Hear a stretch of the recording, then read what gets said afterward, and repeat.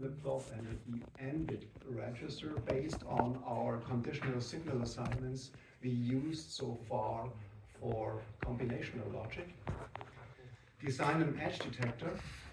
So consequently, following, I'm trying to give you some important examples of synchronous logic circuits, which we will use all the day. Decompose a synchronous counter. Model a shift register. And consequently, based on the shift register design, a pseudorandom binary sequence generator called a linear feedback shift register.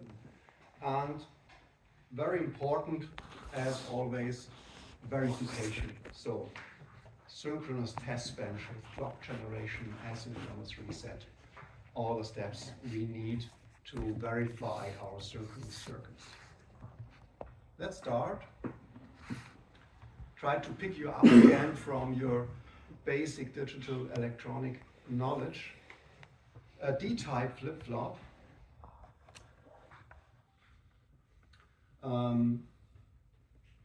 has an input D underscore I, has an input clock,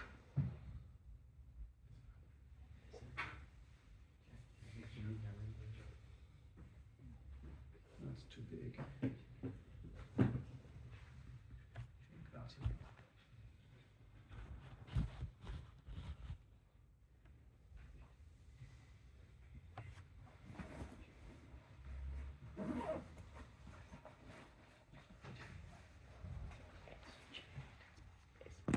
And an output.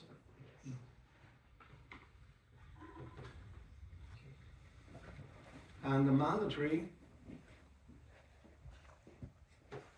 initialization signal, we're typically using a reset signal, which is low active, so NI for negative, which is very common. So this would be the basic symbol of a D-type flip-flop.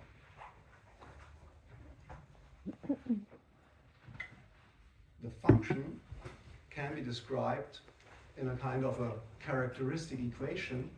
So we just can write the next state, Qn plus 1, depends on the current state at the input D. This would be the characteristic equation.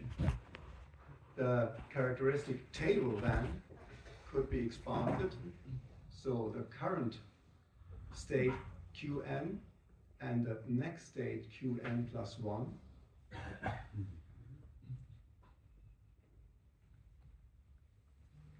if we have a 0 at input D and a 0 at the current state, we get a 0 at the next state. If we have a 0 at D and the current state is a 1, we still get a 0 at the output. If we have a 1 at the input D and the current state is a 0, then we get a 1.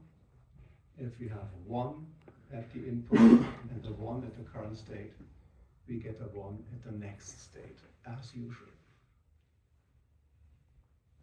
Normally, we do not only use simple D-type flip-flops, we want to control the D-type flip-flops. Do they store the current value or do they be updated with a value at the input D? Therefore, we introduce an enable signal, an activation signal. In the symbol, it's called an enable signal by the dependency notation of IEEE standardization organization. There's a 1 in front of enable, a 1 in front of the D. As you can see here, the 1 enable or the 1 D. And the dependency is, it's dependent on the 1 of the clock signal, which means it's synchronous. That's the dependency notation in the symbol of the standardization organization.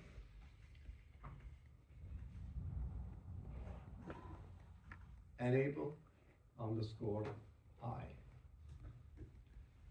And if you look at the R, the reset signal, there could be also a set signal, of course, for storage elements. There is no 1 after that, which means it's asynchronous, not dependent on the clock. That's the idea of the notation. Consequently, the function table, including our enable signal, would be very simple. The output Q underscore O, sorry, I wrote I here, underscore O, consider it as n plus 1, so the next state would be, in the case of a 0 of the enable signal, we get the same value what we previously had at the current state of the output Q. If we have a 1 at the enable, then what we have at the input will be transferred to the output with the next rising clock edge. So then it's the value of the input di. And I'm sure you're able to fill in the timing diagram, the behavior of the simple D-type flip-flop.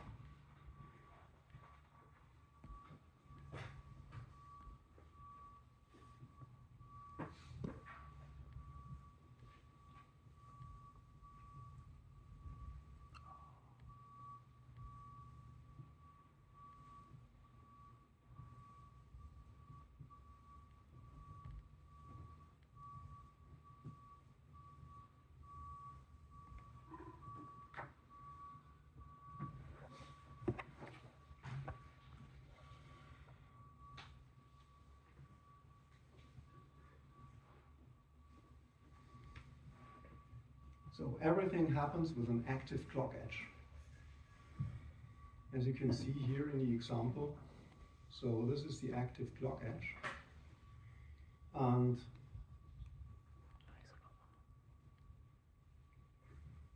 the enable signal is active, and we get a 1 at the input because we reset the output using our asynchronous reset, so independent of the clock signal. We have an initialized output Q, which means we get a 1 at the output Q here. Then at the next edge, where it happens that the output goes in dependence of the input D, which is 0, goes to 0.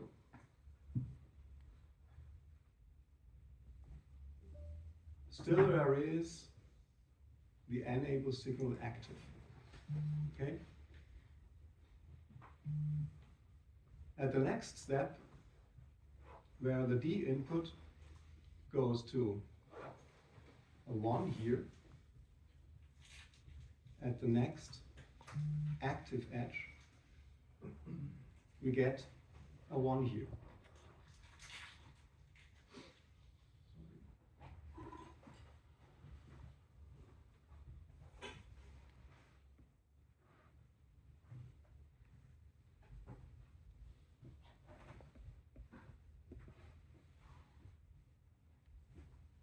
D is changing here.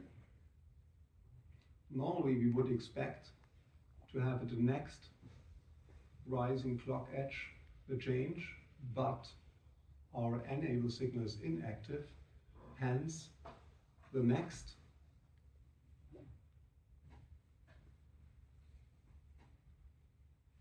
active clock edge, where the signal Q changes according to D, is here.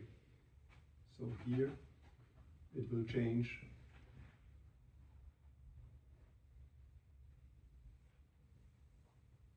right? Do you agree? If you consider that still as 0, or if we remember, for example, have something like a glitch or something in between, like that,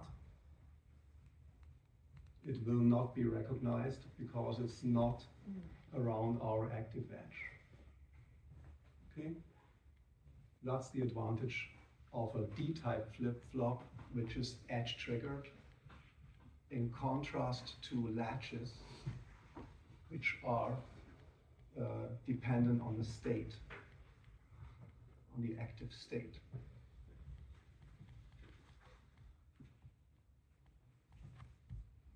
Oops.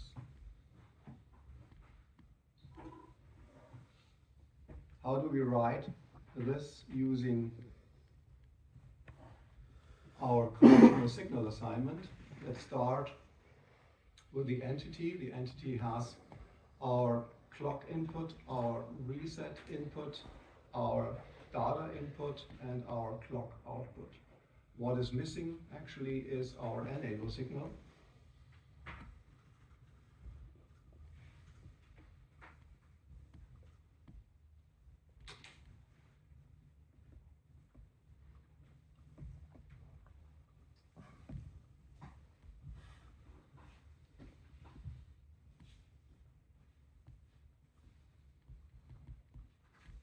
So if we use the same conditional assignment as before, we want to first assign a 0, an initialization signal at Q independence of, which means when there is a asynchronous reset, so RST underscore NI is 0 under this condition. That's the first line for the asynchronous reset. Then we assign the input D to our output Q when, and now there is a function in the IEEE library which is called rising edge. So it detects if there is an event on the input signal clock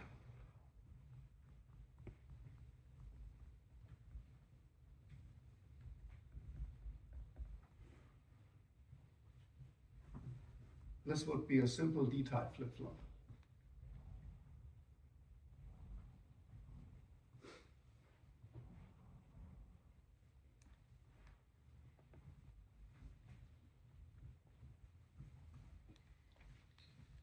And please consider that as a design pattern. So every time you need a flip-flop, use this construct. Because there are lots of other different possibilities to write a flip-flop, and you may be able to simulate the correct behavior in a simulator, but you have to read the synthesize design manual from the company of the synthesizer. In our case, Intel, Altera, or Xilinx, or Lattice, or the synthesizer you're going to use.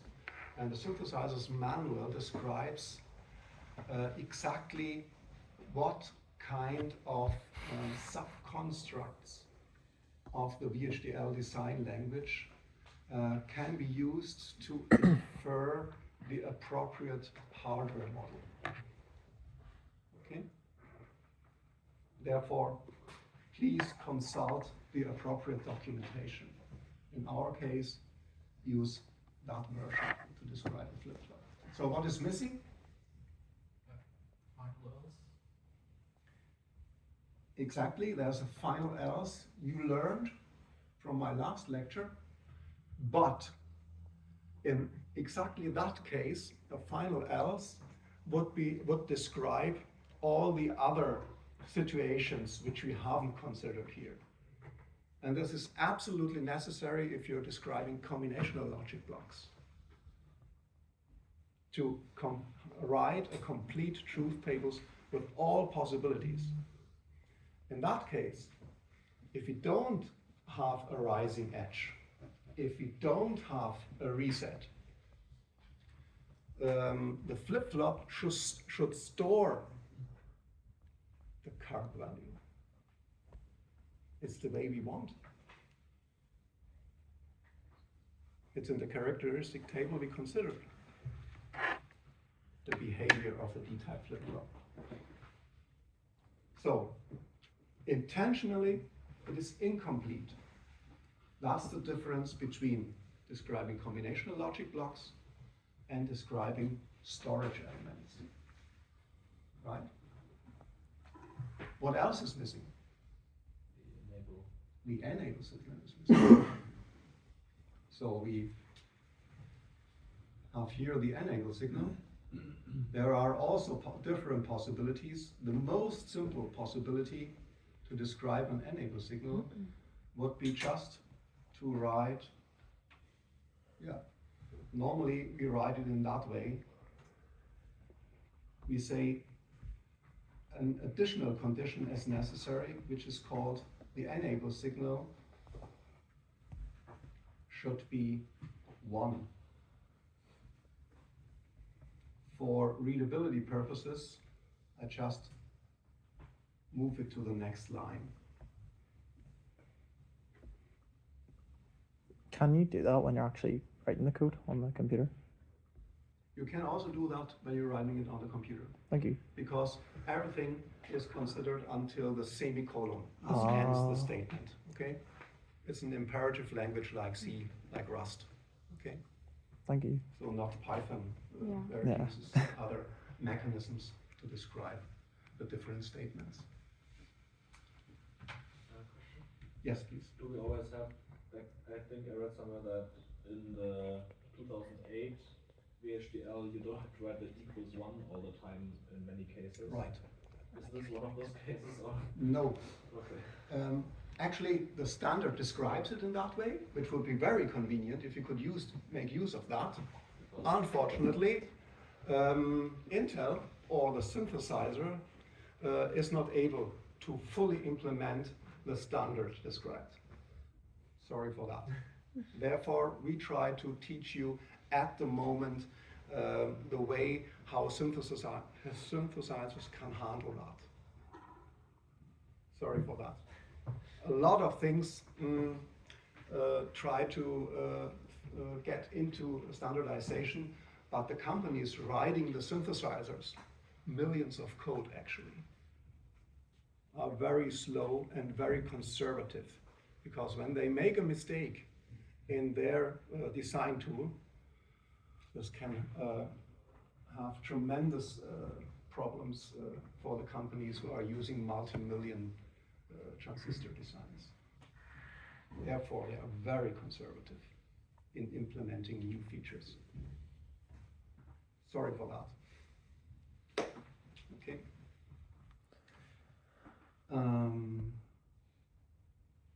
That's a D-type flip-flop. What about a D-type register?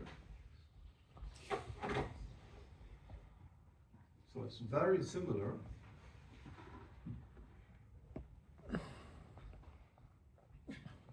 It nearly looks the same. For example, if we consider an 8-bit register, we just have to write, hey, we want 8 inputs and we want 8 outputs. So we want to have an 8-bit input vector, 8-bit bus, for example, an 8-bit output vector, of course.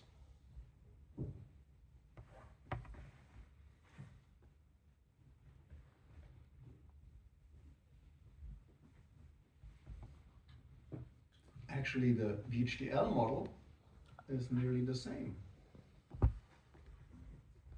So, again, we need our enable signal here. And I just make a copy here.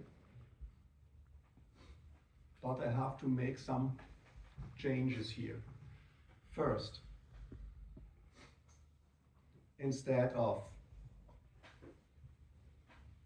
a standard U logic single signal at the input of the D-type flip-flop we had before, we need to write standard U logic vector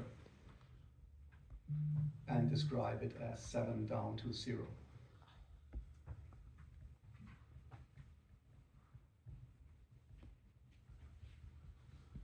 Could you zoom in a little more? Yes, please. Yes, just a second.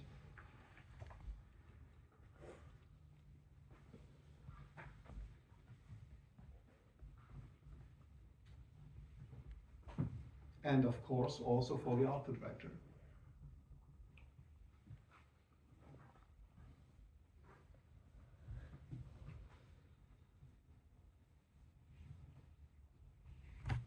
The next difference would be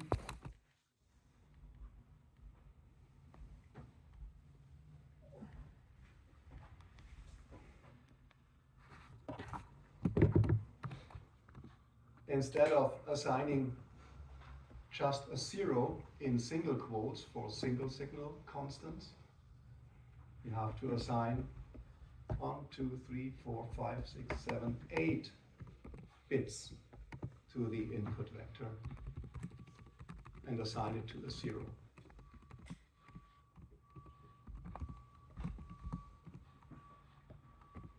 And then we could write when reset underscore n is 0. But there is a more convenient way. Think about your 64-bit systems, which makes use of 64-bit registers inside, and no designer wants to write 64 zeros. There is the aggregate assignment I mentioned before in the VHDL fundamentals, which is a very elegant way.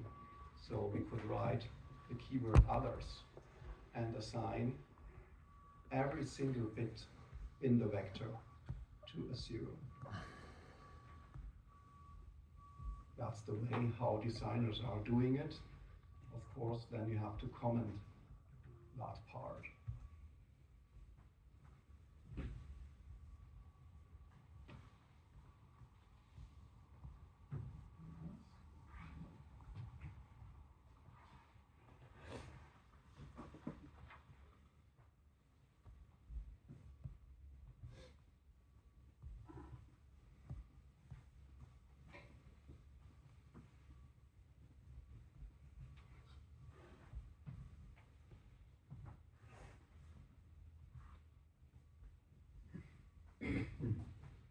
Let's design a small application using flip-flops as the next example.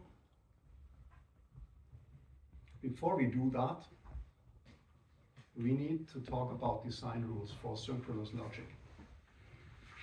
And it's very important to follow these design rules. Actually, companies developed a whole strategy during their tool chain where lots of tools are checking that the design follows the design rules. Otherwise, the synthesizer runs overnight, spends 12 hours of running, and at the end the log file produces lots of mistakes. And then you can start from the beginning and lose 12 hours. For example, yes, please. Yes. During my bachelor's, I learned to design the process and the sensitivity list, and then if answer to the research statement. Is this probably more modern, or is this better than what I learned? There are lots of possibilities to write VHDL code, as in C, as in Rust. We read the 1,000 pages of the synthesizer's design manual of the company Intel Altera, where they describe lots of different possibilities.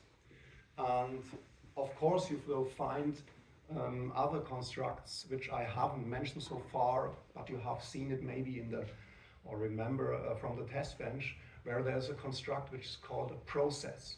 Your colleague mentions at the moment. And the process is also very often used in doing that. But we found out for students to learn this language, which is not a programming language, it's a hardware description language, which describes hardware. Hardware executes concurrently. So every statement we write in VHDL between an architecture of begin and end is executed in parallel compared to what you have at the moment from your knowledge of C programming or other languages, which are executed sequentially, line by line. Okay?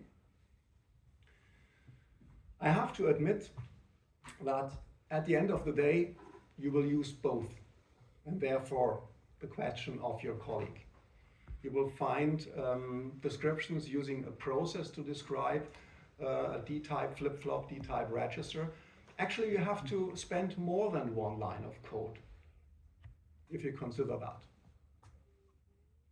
Write a process, write a sensitivity list, write begin, write end, write if, then else construct, and so on. So designers make use of different ways to describe these behaviors. And of course, the process is also synthesizable. Does this help you a little bit? Yeah. Okay?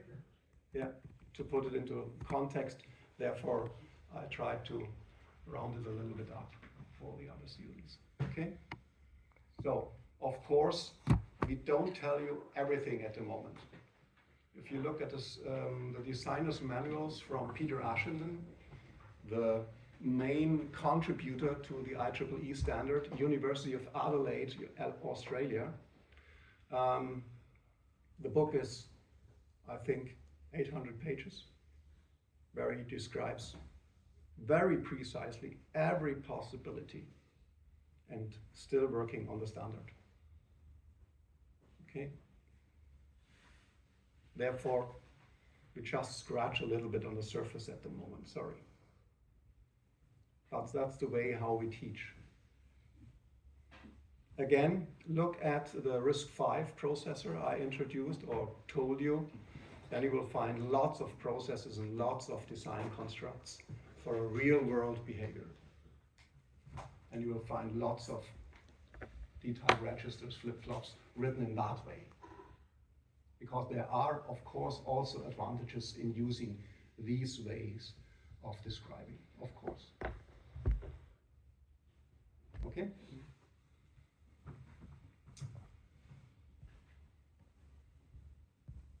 back to design rules if there are no other questions. Very important, there is only one common clock signal which is connected to all clock inputs. As you can see, this is, for example, our n-bit register, 64-bit register. And if you look at it, there are just 64 flip-flops stacked. Okay? And you can see there's just one clock signal which goes to every clock input of our register.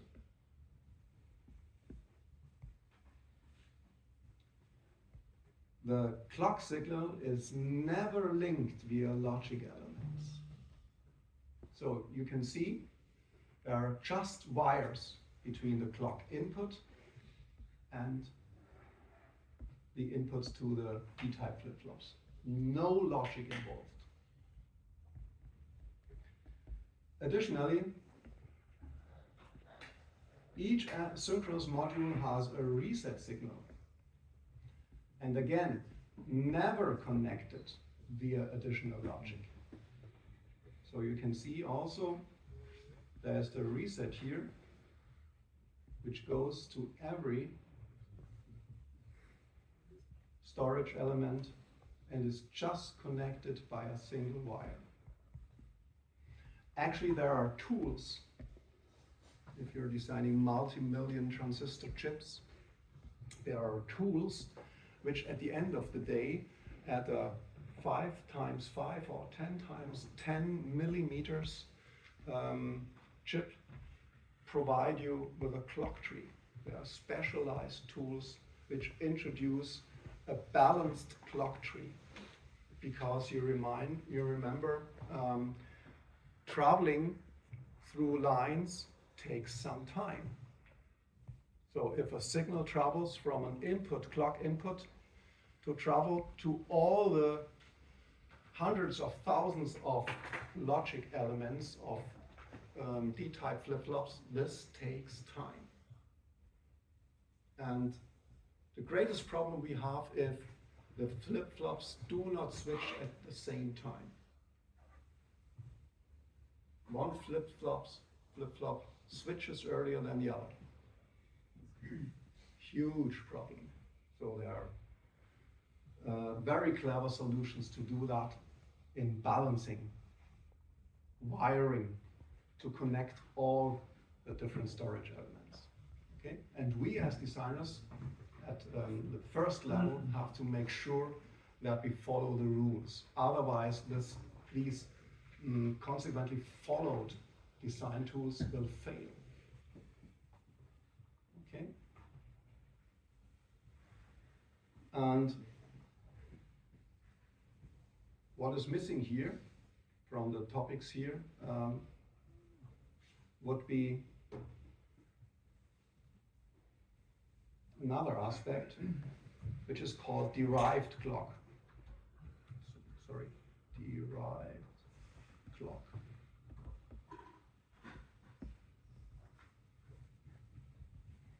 Very often we have fast synchronous systems and we have slower synchronous systems, but all have to be clocked with the same clock signal. So let's use, for example, a clock divider.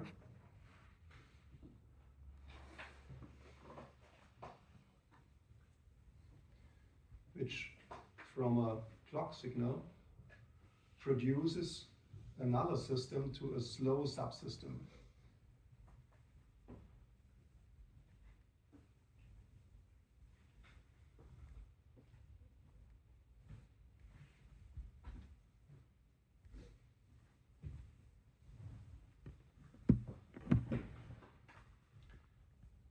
And what is forbidden is just to connect the output of the clock divider to the clock input to our slow subsystem. The solution is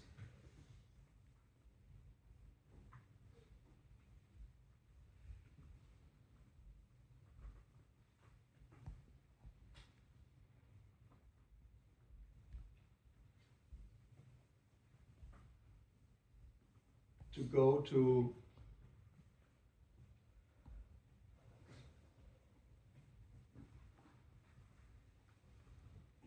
an enable signal, an enable input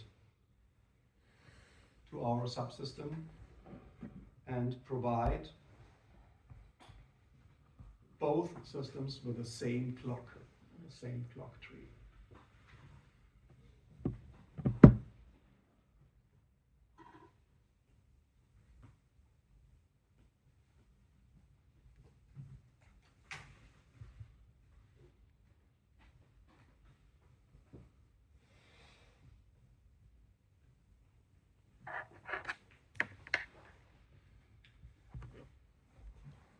So concerning modeling in VHDL, let's model our Q-type register again, or flip-flop, just use a flip-flop for example.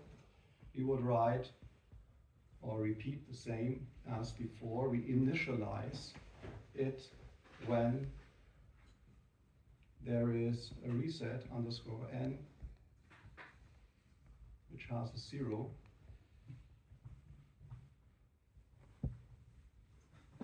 Else, we give the value of the data input when there is a rising edge.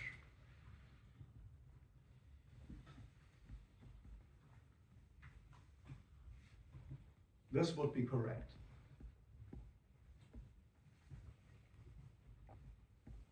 But some students, yes please. I have a question to the clock topic. If I have something like the phase lock loop and, for example, triple my clock speed, then something like using one clock and enable or something like that wouldn't work. What do I do then? Is something like that integrated in the FPGA and that a separate topic? First, we have a PLL available from Intel Altera as a building block, and therefore you can just configure it for, as you mentioned as an example, triple clock speed. This will be typically the system clock. And the derived clocks, which, for example, we can use other PLLs or clock dividers, will then provide just enable signals. So we try to reduce the number of clock domains as at home. Otherwise, my colleague will introduce you to timing specifications and timing violations. What is the longest path through a system?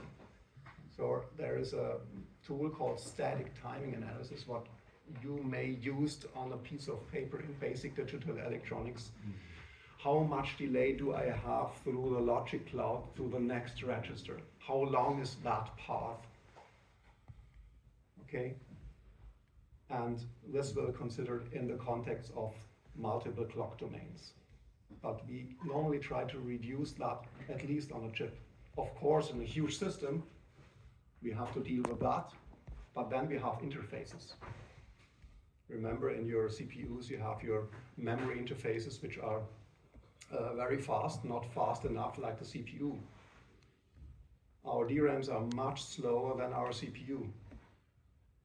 Then we have to deal with that. How to access the data of the RAMs. Introduce some clock cycles. Wait some time. So there are protocols in dealing with that. Okay? Very complex mechanisms. Did I answer this question to you? Yeah. Okay.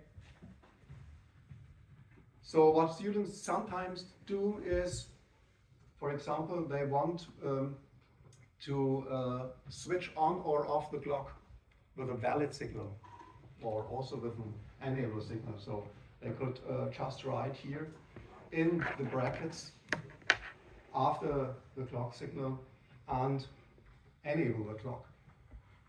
What you all have in your portable systems, if you're doing nothing or demand nothing from your system, then the clock will go down. Will be reduced until, if you kilohertz, just to keep the watchdog running, or the interrupt controller, and to wake up the system. But this is not the way it can be done. Okay? There are special clock gating cells which deal with that. So this is actually forbidden, because this would be introduced. Here it is.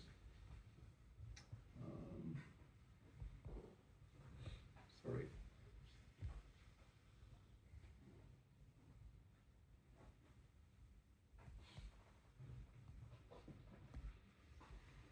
So that is forbidden, because it would introduce something on your flip-flop and introduce an AND gate here. This would be our clock or our enable.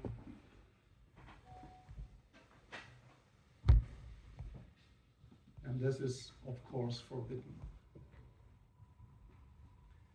Then there is another possibility. Remember our reset signal. We could also think about including some logic, just a logic cloud here, introducing some logic, and have a valid signal here, and our reset signal here.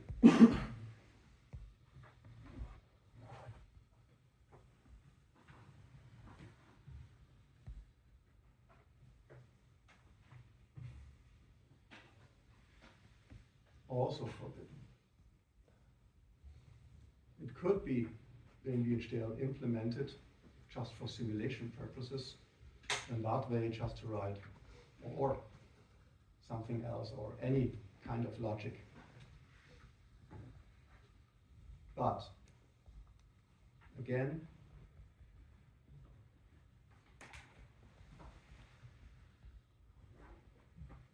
don't do that. So stick to this template, to this design pattern. Never introduce anything else.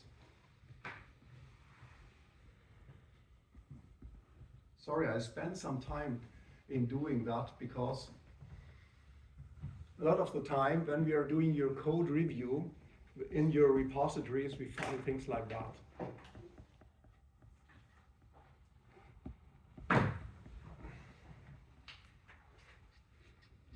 Now to the first very simple example. For example, if you consider the push buttons on our DE1 environment. Okay, there is a push button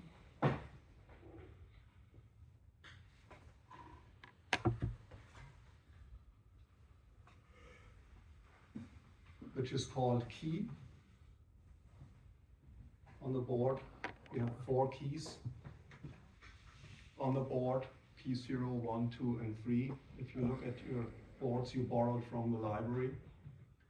And if you look in the schematic of the board designers,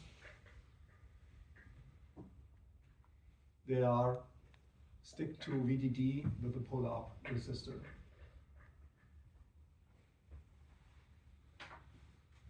And then you can connect it to one of the ports of the FPGA. It's routed on the PCB board to a special port, and then you can use that. The problem with mechanic push buttons or switches is, what is the problem with that? Bouncing. Okay? If you press the button, we get a bouncing after some time, lots of impulses to the input, and we do not want to get that. Okay? If you look at it a little bit more, then you will find some capacitors on the PCB board where they try to remove the bouncing.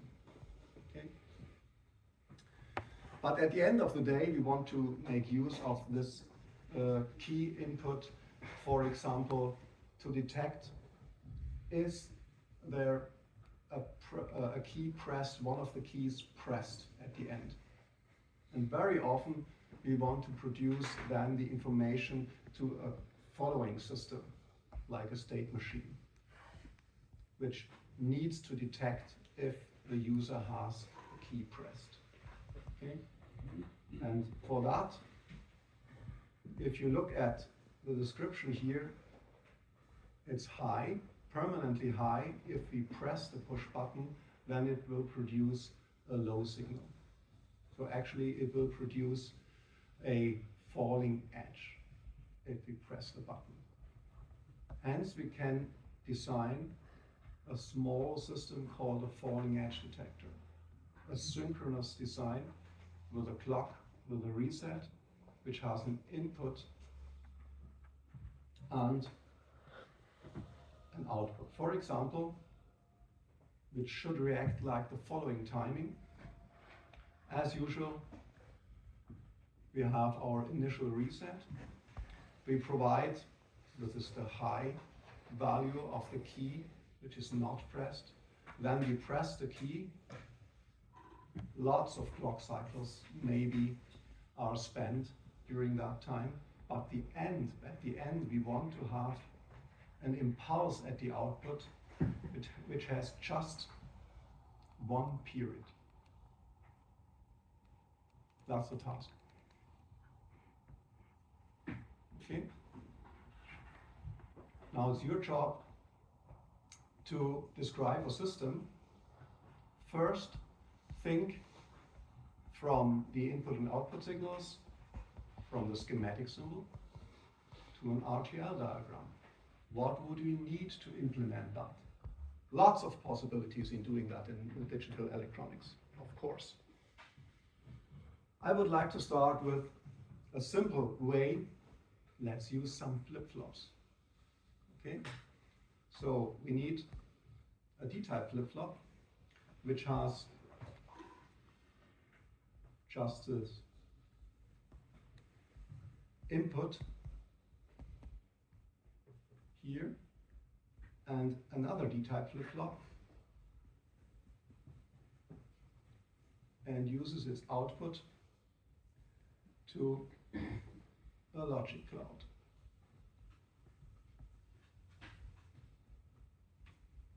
And both inputs are used to detect this falling edge.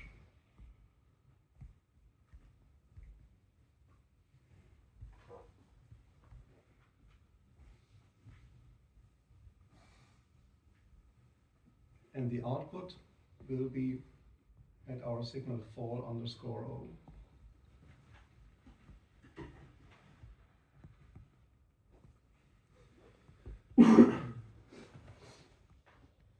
Let's call this output Q0 and this output Q1.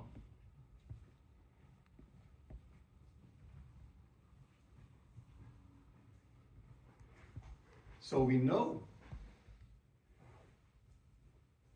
how to model a flip-flop. We know how to model both flip-flops and connect them together just by connecting the output of the first flip-flop to the next one. Very simple. We know how to describe combinational logic in VHDL.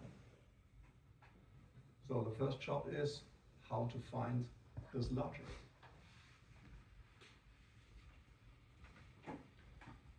Let's complete the timing diagram.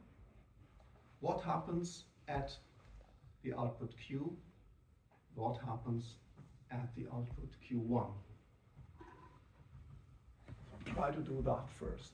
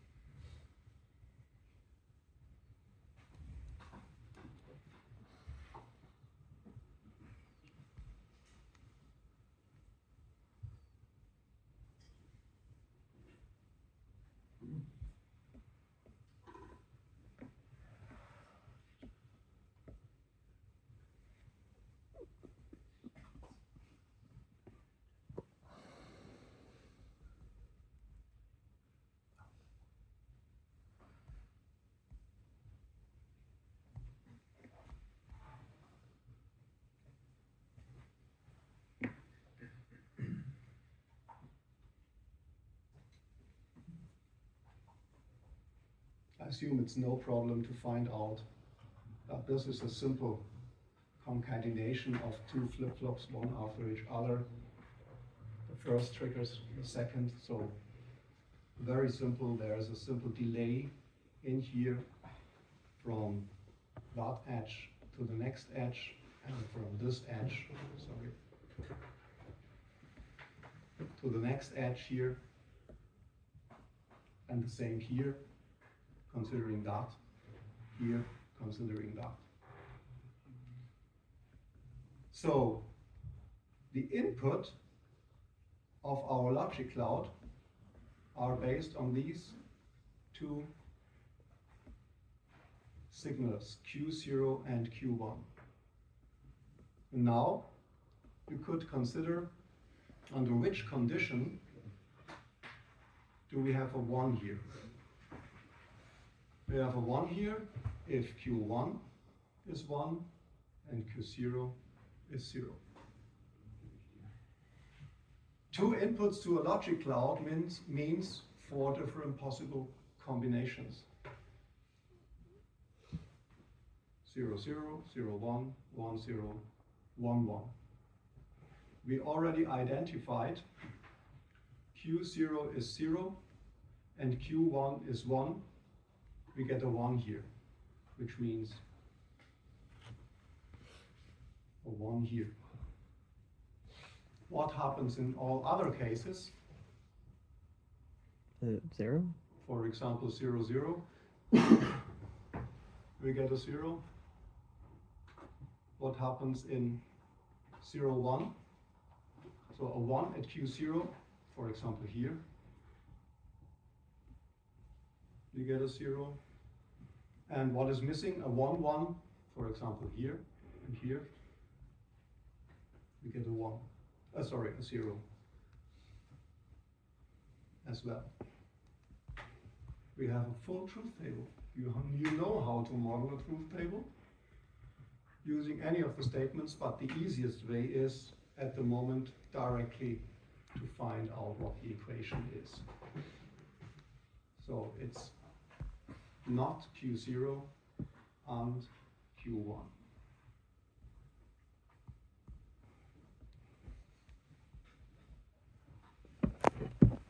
Consequently, you could write your VHDL code in modeling that, of course.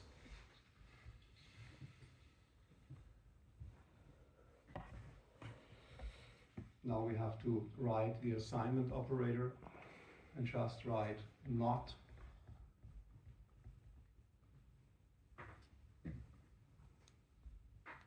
Q0 and Q1.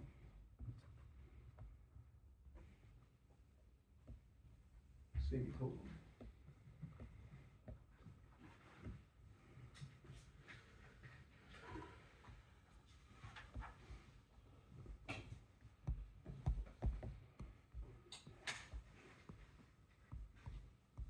Short question. Yes.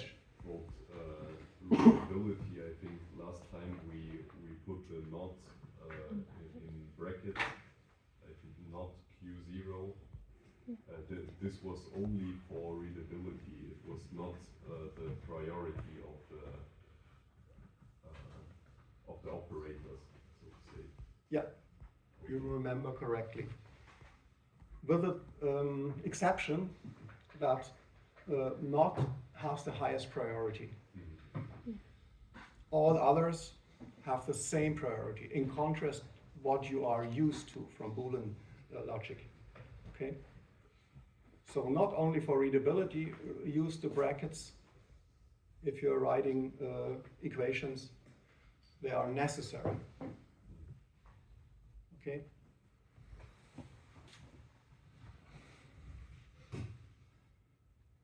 Consequently, we go to the falling edge detector entity with a clock, reset, X, and fall, just the same as we have here in the symbol.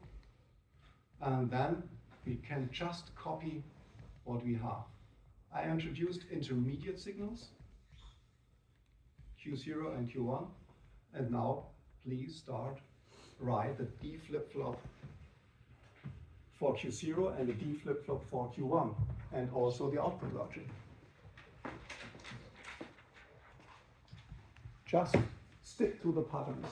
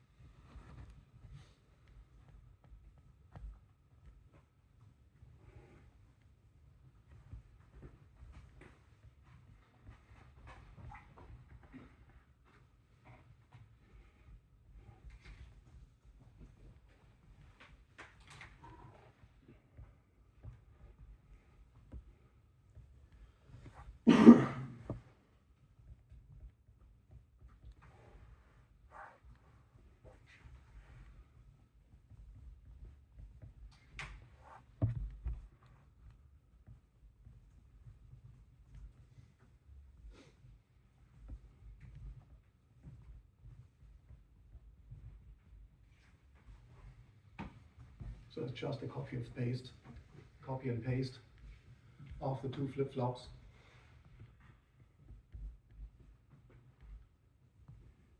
Do you agree? So you are actually my compilers. And if I make any mistakes, please remind me. What about the enable signal, or is there no? We didn't use an enable signal for that block, okay? I think I also didn't use an enable signal here, okay? Because for this module, it makes no sense to have an enable signal.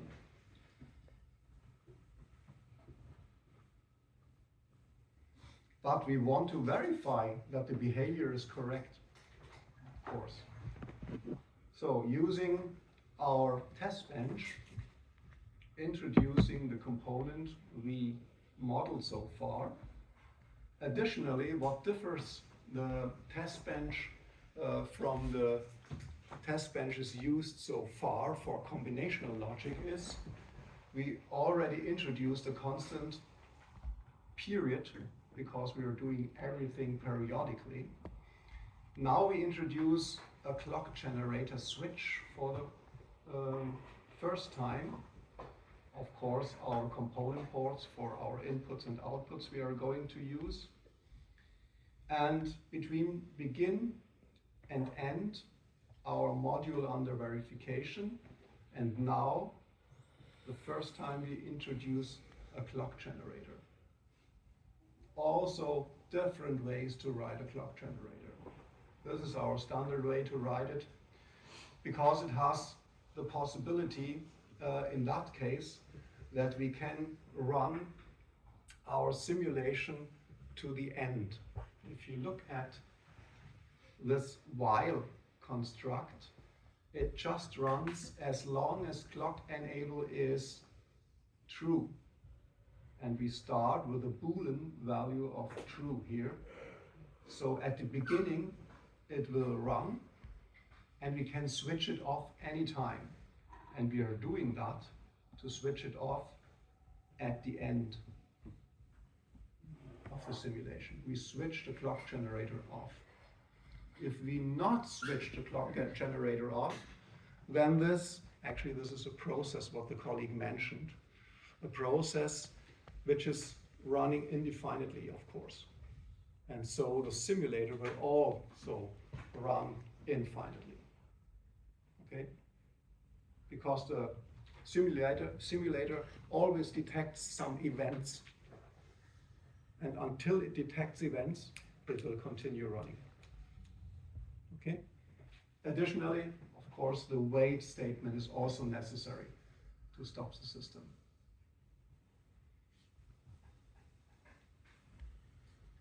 Then, additionally, we always need something of a reset. One way in doing that is outside our stimulus process. Remember, the stimulus process was something what simulated our switches for our input vectors, our stimulus, our input patterns so far. Okay? We could do it inside the stimulus process, or if you just need it as an initial reset, as here, at the very beginning, which is also a kind of a template, a test pattern, which I am always using, but we will make changes to that. So the reset initialized to 0 at simulation time 0, and then we deactivate the reset because then we want to run the system. So we deactivate it after a period, or after 3 periods, 5 periods, depends what you want.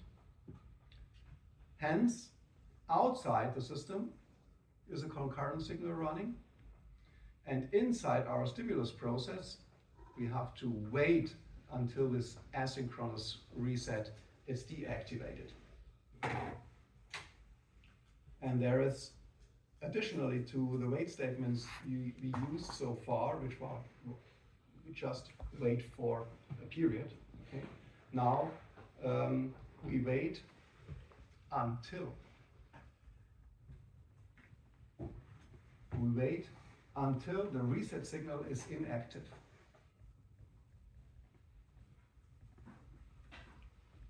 The reset signal is a 1. Then we create a low active pulse over a number of periods. So we assign at the input, simulating pressing the key actually. At the beginning, we need to assign it to a 1. And now, very similar to our input vectors, we wait for a period.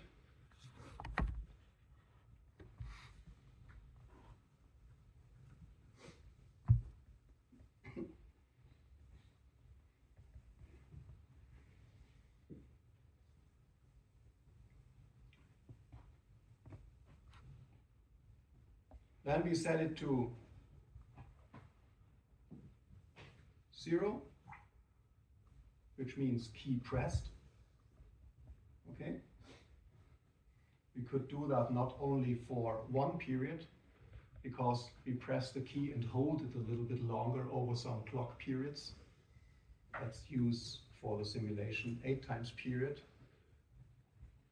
If our clock signal is 10 nanoseconds, remember how much time will you use to just press the key and how many clock periods will spend on that.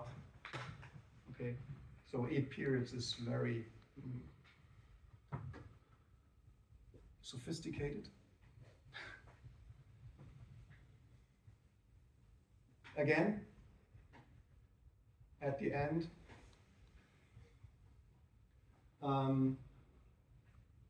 sorry, I had to write a 0 here.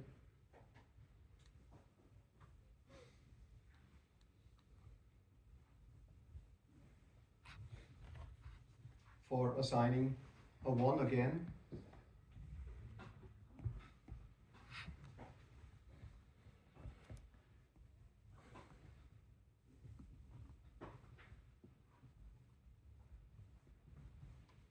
So hopefully this would generate something what we have here.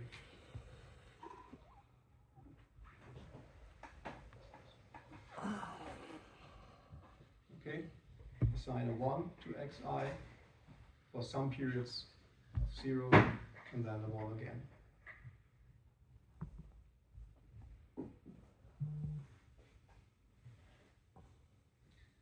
And if you look at the simulation, of course you can repeat that here. Create another low active pulse over some period and so on. We should get at the simulation something like that. We assign xi for 1 period, 1, then we wait some periods assigning a 0, again set it to 1 again, and we repeat that again. Important is we get a 1, which gives us this falling edge detection. Okay.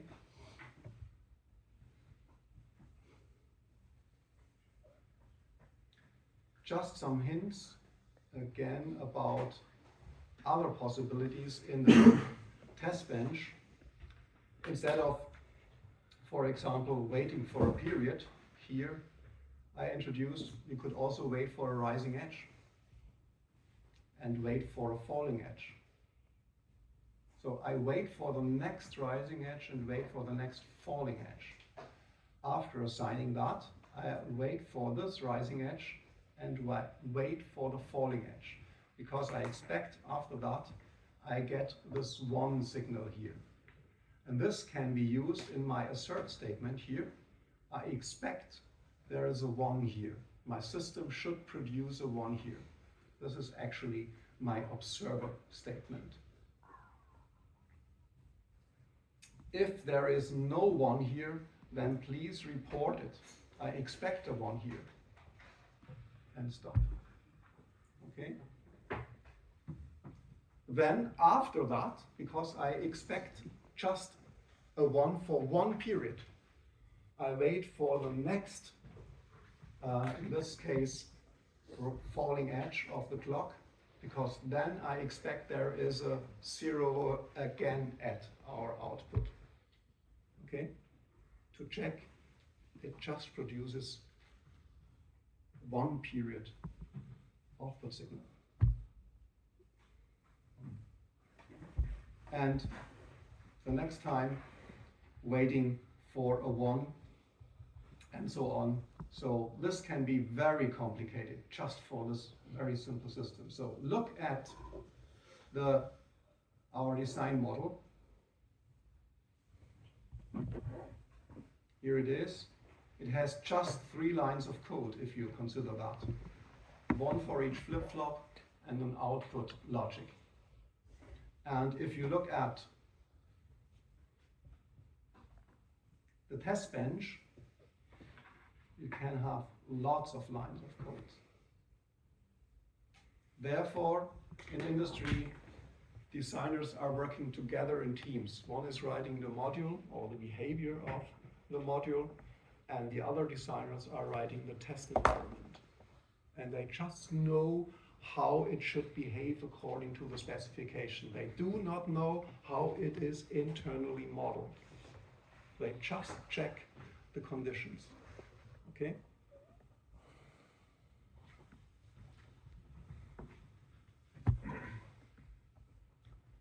If you do not have any questions, yes, please. Is it possible to do a loop in the test bench? A loop. Yes, when I want to go through some sequence more than one time. Sure. There are the usual statements like while or for loops, things like that, of course. For example, if you want to have 2 to the power of 16 different combinations tested, then you go through a loop. There is also something what is called file I/O in VHDL, but only helpful in a test bench. For example, my colleague in the communications module, if one of you is in this module, will design finite impulse response filters. And he first models it using MATLAB or Simulink, MATLAB mainly. And the MATLAB model will produce a golden model and also some test pattern and expected output patterns. And this can be read in using a file I/O mechanism in VHDL and compared with the output of the model, what it produces. Other possibilities, which is mainly used in industry, but of course all combinations are used. Will I answer this question? Yeah. Other questions? Okay. Counter, next building block, essential building block in digital electronics. I follow the synchronous sequential circuit specification here as a conceptual diagram. We always rely on RTL blocks, okay? We have a register block, we have a next state logic, we have a feedback path from our register to our next state logic, what we didn't have in the falling edge detector, okay? It was another design approach. But typically, this is the mechanism how synchronous logic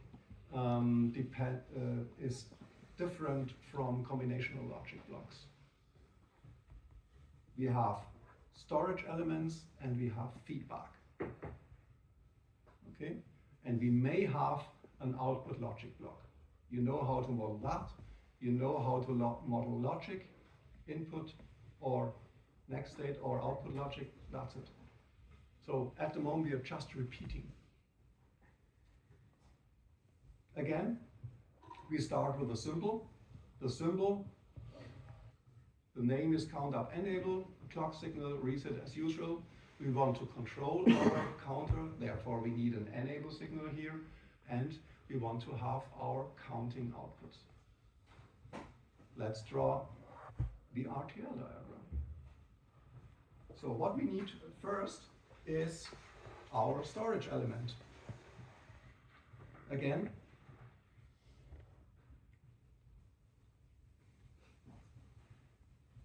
something like our register, which stores it. We call it state register.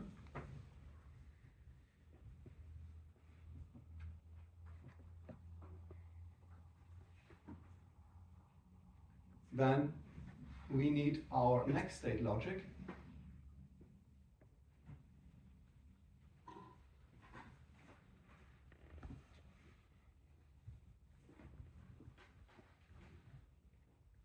A logic cloud. And we have a logic cloud for our output logic.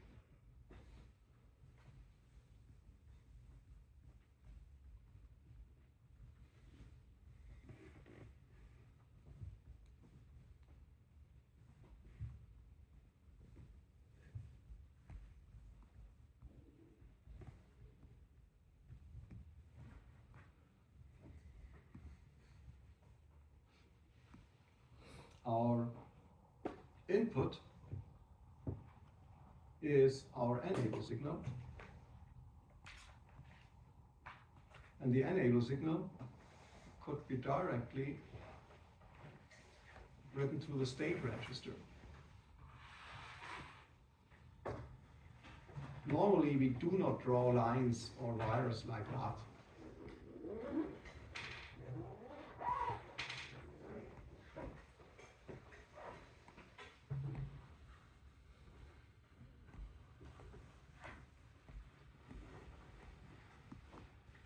Because if we write something like that, it is clear that we are using a storage element and it needs a clock signal, it needs a reset signal.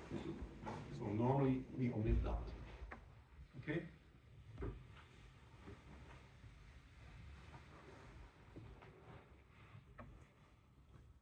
The output from the state register goes to an output logic, and the output logic produces our output signal count underscore O.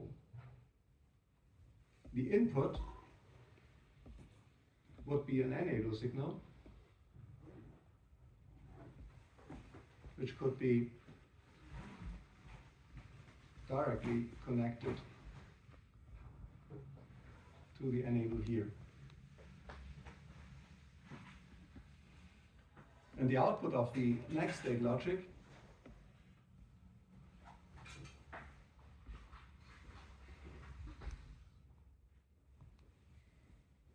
goes to the data input of our register. And here is our feedback.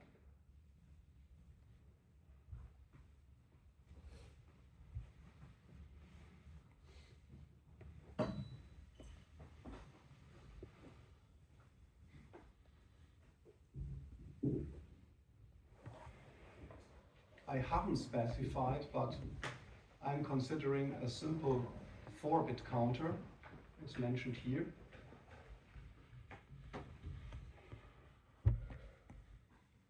And I want to design just a simple counter +1, so incrementing after every state using a +1.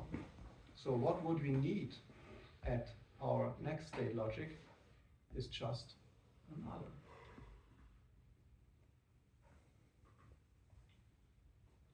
Sorry, what is that above the ENI in the state register? D. This is D? Or? D. Okay. Yeah, which goes to the input of the register. So this is called the next state logic, or next state output of our next state logic. And what we have here, I write it, is called the current state.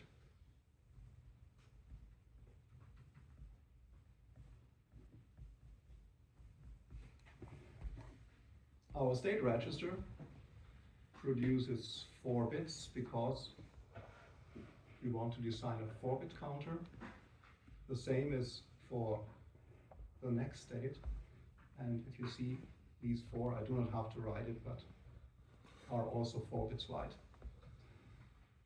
So you know how to write an other, and depending on our coding of our counter, there may be just wires at the output logic if you accept a simple binary, dual binary coding.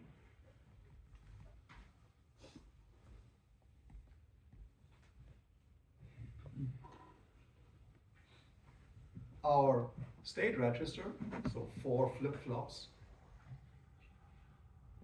is just something very similar to a D flip-flop with our enable.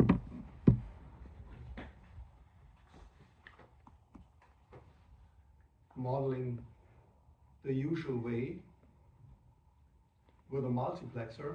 Here is our feedback again. In doing that,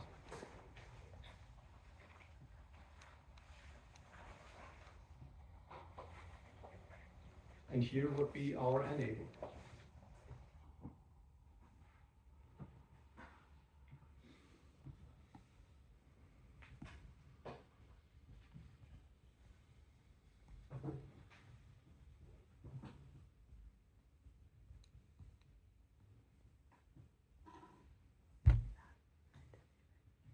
And here is the exact description how it should work.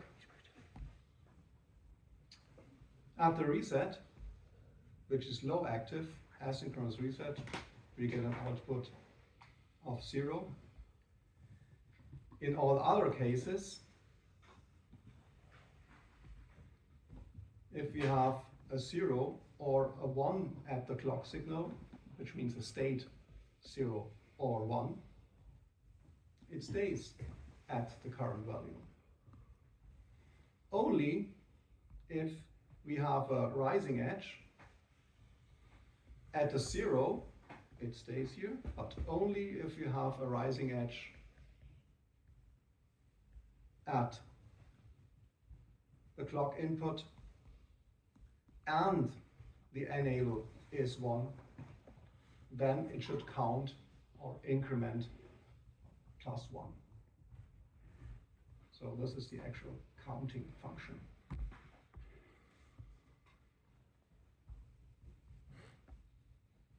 And I used the don't cares we discussed so far,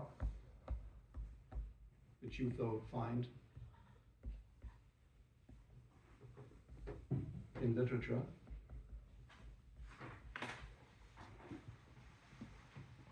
Let's have a look at the VHDL code with our usual input signals, clock, reset, enable, and count, now a 4-bit vector, 3 down to 0. The internal signals are now also vectors. Remember, when using arithmetic, we're using arithmetic data types, in this case unsigned, because then our incrementer is very simple. We just can write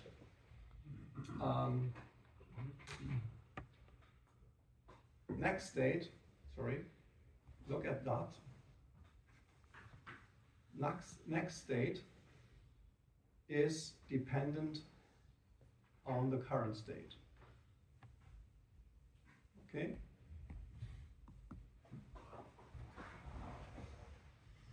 So we can just write next state is current state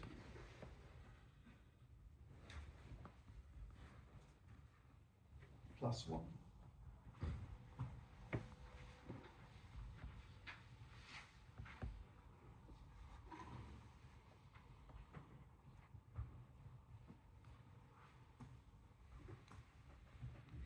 You know how to write a D-type flip-flop, a D-type register. It's the same design pattern we used before, but instead of assigning 4 zeros to our 4 input vector, I use the aggregate assignment and assign all inputs to 0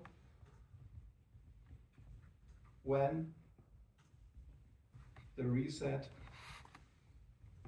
is equal to 0.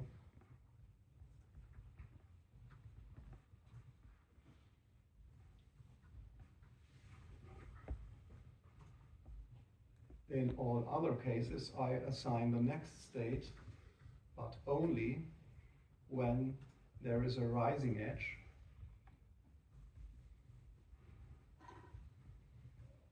of the clock.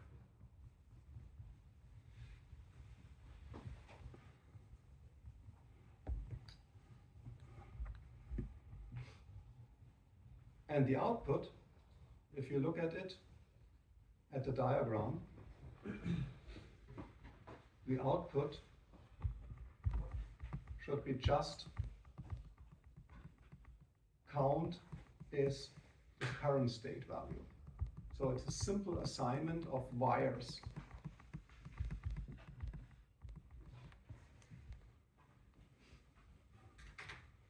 But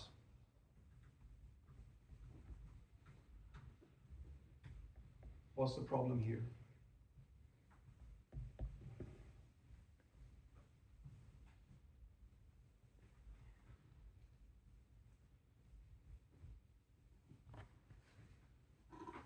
Look at the data types. VHDL is a strongly typed language. Here we try to assign current state, which is of type unsigned, to the output count O. So we need a typecast, a type conversion, as mentioned before. So we need to write typecast or convert standard U logic vector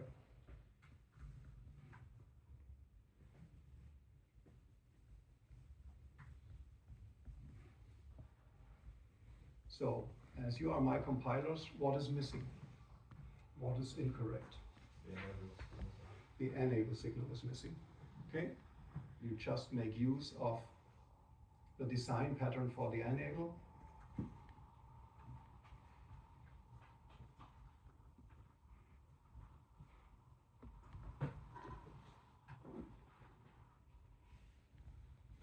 That's it.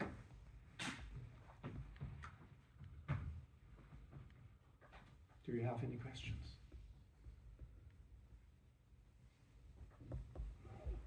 Thank you for your attention.